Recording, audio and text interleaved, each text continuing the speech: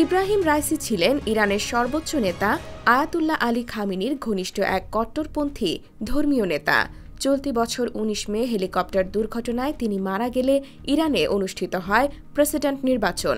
এতে দ্বিতীয় দফার ভোট শেষে এবারের নির্বাচনে উদারপন্থী বা সংস্কারবাদী মাসুদ পেজেশকিয়ান ইরানের প্রেসিডেন্ট নির্বাচিত হয়েছেন। এখন সবার আগে প্রশ্ন হচ্ছে, ইসরায়েলের জন্য কতটা ভয়ঙ্কর হবেন এই নেতা, নাকি ইরানকে লেজ গুটিয়ে থাকতে হবে? শনিবার কর্মকর্তারা নির্বাচনে এই ফলাফল সম্পর্কে অবহিত করেন।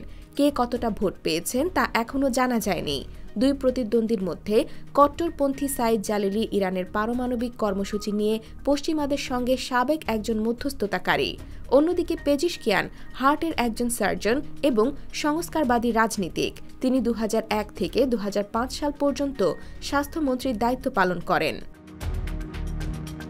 এর আগে ফল ঘোষণার সময় স্বরাষ্ট্র মন্ত্রণালয় ঘোষণা দেয় যে পেজেশকিয়ান নির্বাচনে এগিয়ে আছেন। তবে একটি সূত্রের বরাত দিয়ে বার্তা সংস্থা রয়টার্স জানায়, ভোট গণনা শেষ হয়েছে।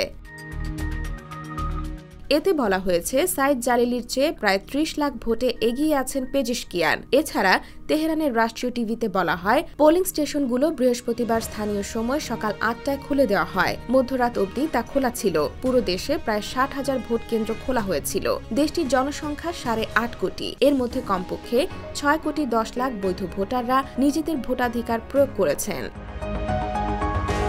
রাইসি ক্ষমতায় থাকাকালে ইরানকে নিয়ে সবচেয়ে বেশি ভয় থাকত ইসরায়েল, কারণ সরাসরি তেল আবিবে হামলা চালানোর মতো দাম্ভিকতা দেখিয়েছিলেন তিনি। এখন ইরানিদের চাওয়া তাদের নতুন প্রেসিডেন্ট সেই ধারা অব্যাহত রেখে দেশকে এগিয়ে নেবে। IBTV USA, new York.